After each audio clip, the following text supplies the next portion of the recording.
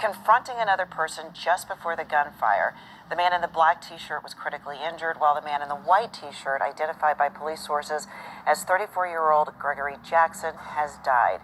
Matt, when you watch this video, you find yourself pulled in two directions. It is shocking and horrible, but these days it's also not shocking, and that is a horror in itself. I can only imagine what it was like being there, seeing this, hearing this, witnessing this take place right in front of you. And as you know, that was just the beginning. In the end, 3 people were killed and 11 others were wounded. Multiple shooters fired into the crowd on South Street at 11:30 Saturday night. We know an officer was there and fired at one of the gunmen while they were still actively shooting into the crowd. Police say 5 guns were fired, and they believe there were 4 shooters, so that tells us that one of the shooters probably had 2 weapons. Investigators are working to piece together ballistics, video, and other evidence. As for the victims killed, all 3 have been identified by police, and the 11 wounded range from 17 to 69 years old.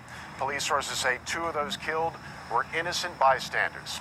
Action News reporter Catherine Scott is live here on South Street with me. And Catherine, I just can't get over the fact that police were there already, and still these people started shooting brazenly.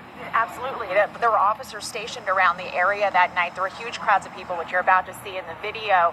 And when those gunshots rang out, the officers ran to help the victims. They ran to, and one of them engaged that active shooter, one of the active shooters. So they were certainly in the area, but there are questions as to whether there were enough officers in the area. So let's go to that surveillance video, and you'll see those crowds of people on South Street on Saturday night. Police confirmed they received intel of potential problems on South Street and several other areas of the city by monitoring social media. The commissioner says multiple officers were stationed on South Street when they heard the gunshots around 11:30 Saturday night and rushed over. They saw shooting victims lying in the sidewalk and in the street. Some officers began rendering first aid. Another responding officer saw a man at South and American firing a handgun into a large crowd from about a half a block away. That officer drew his weapon and fired several times and is believed to have hit the gunman, who then dropped his gun and ran. One man doing deliveries in the area beforehand said he felt there were not enough officers stationed in the area, and said the ones that were there did not respond to a fight he witnessed beforehand. Mayor Jim Kenney told Action News there were 70 police officers in the immediate vicinity of South Street, but at 8 p.m. the crowd swelled. What up? It's Money Low from the Money Low channel. I told him again, there's a fight going on. Philadelphia, man. Let me say this. They go to commentary.